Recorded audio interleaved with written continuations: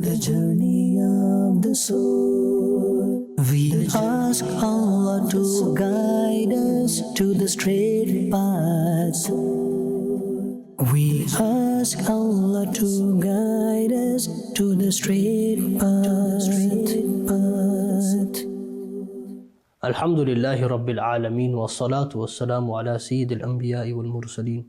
Amma ba'd, fa'udhu billahi minash shaitanir rajim, bismillahir rahmanir rahim. Salatu wa salamu alayka ya Sayyidi ya Rasulullah wa ala alika wa ashabika ya Habiballah. Salatu wa salamu alayka ya Sayyidi ya Nabiyullah wa ala alika wa ashabika ya Nurullah.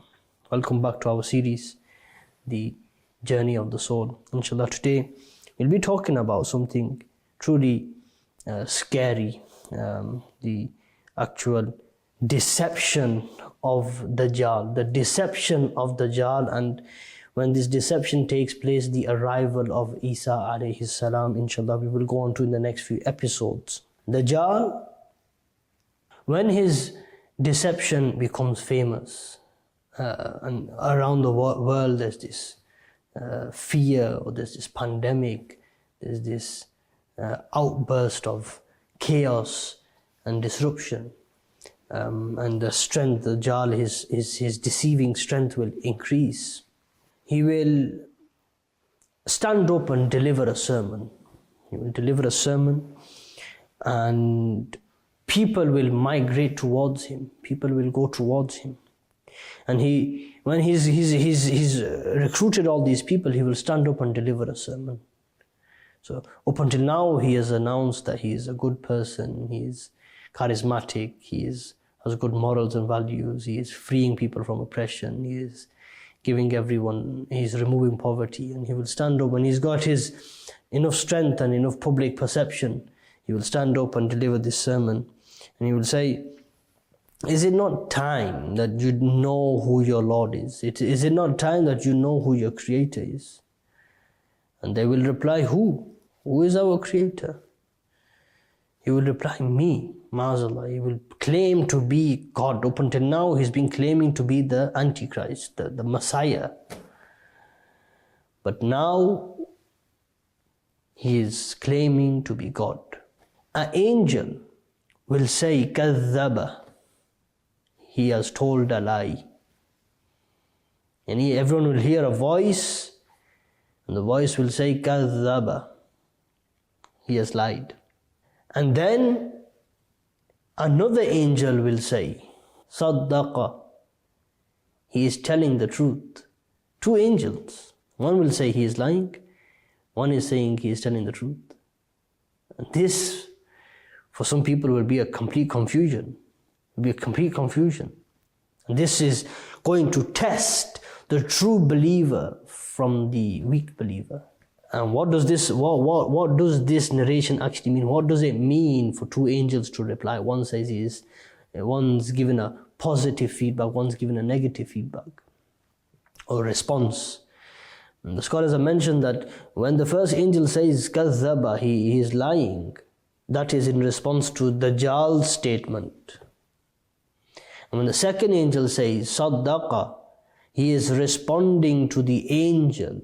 He's saying that the angel is telling the truth. He's not responding to Dajjal. He's not saying that the Dajjal is telling the truth. He's saying that the angel is, this second angel is actually confirming the first angel, and the first angel is actually rejecting the Dajjal. He will say, I am your Lord, and the sun and moon orbit with my permission. This is what the Dajjal will say. These are the statements he will make. Then he will make a day last as long as a year, and then a month, and then as long as a regular Friday. And then after that, the rest of the days will be the same. So he will cause disturbance or some sort of illusion in the sun, in the moon, on earth, in the seas, on the land. He will cause disturbance all over. People with weak faith will ask him, Oh Lord, give life to our cattle. Our cattle are dying, they are starving, there is a drought, there is a famine. Give life, grant life to our cattle. The Dajjal will cause this either an illusion or some sort of stunt, a public stunt, where he will be giving life back to animals. He will reassure the people. He will remove the drought. But in essence, what would have happened is he caused the drought. He would have caused his army, his people, to go and cause a drought, which will bring the people into this state of submission. They will go towards the Dajjal and say, look, bring life into our cattle, into our livestock. We depend on these. And because he caused the drought, he will also, is a bit like causing an illness. The pharmacist caused the illness so he could sell the medicine. The same tactic will be used by the Dajjal, where he causes a drought so he could give them the remedy. And this will, when they give them the remedy, not only will they be impressed by him, but they will also submit to him. So people will put their trust in the Dajjal. They will say, no doubt the person who has given life back to our cattle, into our livestock, ultimately he must be the creator. So they will lose any sort of doubt. They will believe in him. His fire will be such that a person entering into his fire is actually in a safe place. And his gardens are such, person entering into his garden will actually be a place of destruction, a place of problems. This is a vast narration. What that actually means, Hazrat Ibrahim alayhi salam was thrown into a fire. And what seemed to be destruction and an end to Ibrahim alayhi salam, or any human, was actually where Allah subhanahu wa ta'ala says in the Quran, كوني بردا وسلاما على إبراهيم. O fire, ya naru, O fire, become cool, become salam, become peace for Ibrahim, become cool for Ibrahim. So that fire which from the optics looks like it will destroy a person, fire of the Dajjal will be of the same sort. It will look like as if it's destroying or destruction, but in essence, the truth is, a person enters into it will attain salama, he will attain coolness, he will be in gardens. And vice versa, a person entering into his gardens, what seemed to be attractive and peaceful and glorious, is actually entering into destruction, perish, chaos, tribulations. This will be another deception of Dajjal. And now he has recruited so many people. He has took on his side so many people. He has a strong hold amongst the international community. All the nations are gathered around supporting him. His influence will attract the population, the masses. The only two places, and we mentioned this in an earlier episode, the only two places where his fitna and his deception will not penetrate into are the lands of Makkah and the lands of Medina. Subhanallah. He will not be able to get his power or his authority. He will not be able to throw his weight around in Makkah and Medina. Now at that point, an earthquake will take over the lands of Makkah and Medina. There will be such a powerful earthquake that the weak believers or the hypocrites that resided in Makkah and Medina, or those people who Dajjal had already sent in order to spread his corruption within these two lands, they will automatically run out of the land in fear of the earthquake, and they will join on to Dajjal's army. Now this will be the start of the end of the tribulations of Dajjal. This will be the end of his game. They've realized. A nation tells us that there will be a nadhir. A nadhir. A nadhir is a warner who will be successful in exposing Dajjal's illusions, his magic. There will be a nadhir who will be, he knows how to expose Dajjal. He knows his weak spots. They will join him in Masjid al-Aqsa, where all of a sudden Dajjal and his followers will turn up.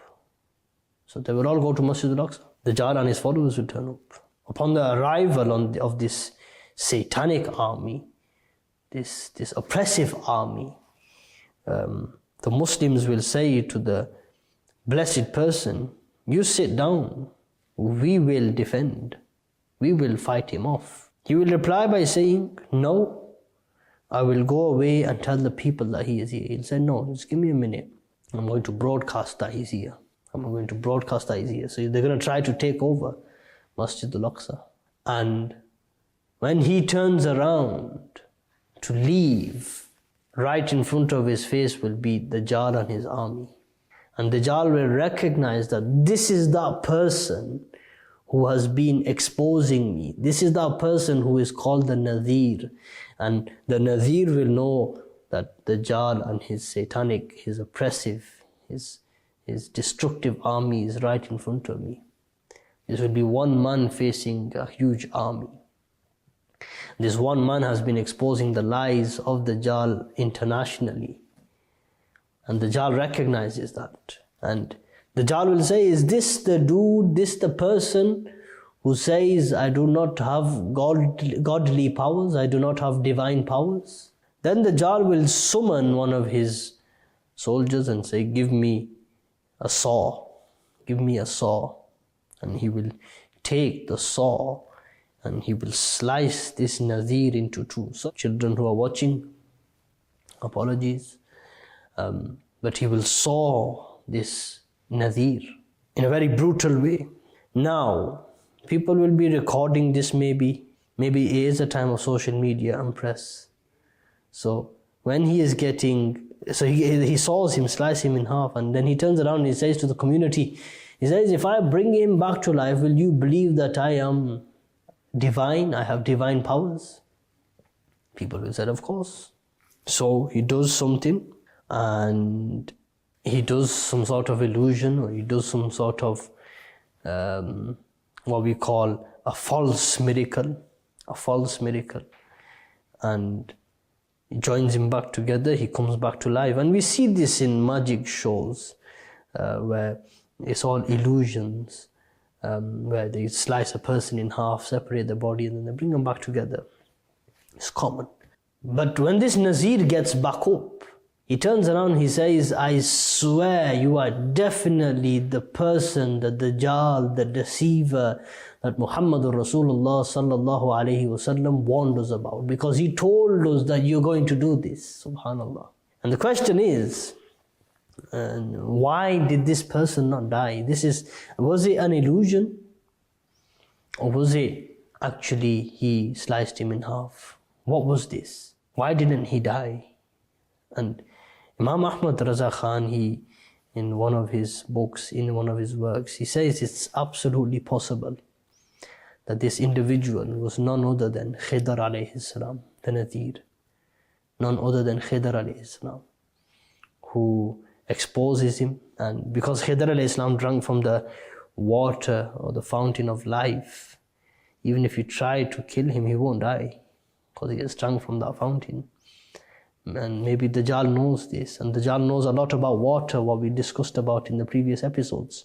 So maybe Dajjal, he knew this, and therefore he tried to work his magic. But he gets up and says, you are definitely the person Prophet ﷺ told us about. So this will be the starting of the end of Dajjal and his tribulations. This will be his last episode. This will be the collapse of his very mortal and short-lived empire, corruption. But the tribulations that come with his oppression, beyond words, the amount of people that will die, the amount of corruption and disruption caused. Allah subhanahu wa ta'ala save us from the fitna of Dajjal. May He allow us to see a time of peace and glory and happiness and sakina. Ameen bijahi nabiyil ameen. Sallu ala al-habib sallallahu ala Muhammad sallallahu alayhi wa sallam. The journey of the soul. We ask Allah to guide us to the straight path.